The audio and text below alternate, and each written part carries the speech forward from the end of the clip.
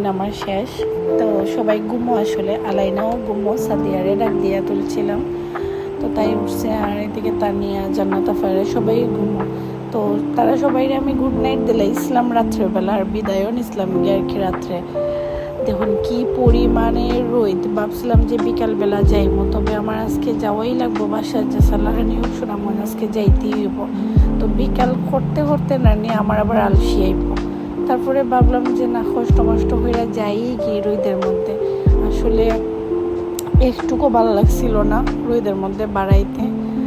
আর জুসিটারে নিয়ে তো অনেক কষ্টে গেছি, মানে এটা হইতাম এত পরিমাণে রোদ আছেন। আমার তো শরীর পুরো একবারে খারাপ করে দিয়েছে। আমি বাসা যাওয়ার পরেও নানি আমার মাথা যে বেদনা উঠছে, নানি মাথা বেদনা কমছেই না। তো 12টার দিকে রওনা দিয়েছিলাম, আর তারা সবাই ঘুমো, কারণ আমিও যদি এখন থাকতাম আমিও ঘুমো থাকলাম না। তো দেখুন কি রোদ, তো এই রোদের মধ্যে তো আর কিছু করার নাই।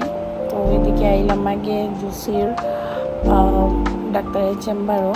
তো ডাক্তারের চেম্বার থেকে জুসিরে নিলাম, নেওয়ার পরে অজিত আমারে আবার নিয়া বাস স্ট্যান্ড লইয়া যাইরা। তো তাই না আমার বাস স্ট্যান্ড নিয়ে দিয়ে এসেছেন। তো বাস স্ট্যান্ড দেওয়ার পরে আমি আসলে এসি গাড়ি টাড়ি উঠতেই পারি না, তো যার কারণে আমি নর্মাল বাস দেওয়া যাই। তো বাসও হইরা আইলাম সুনামগঞ্জ।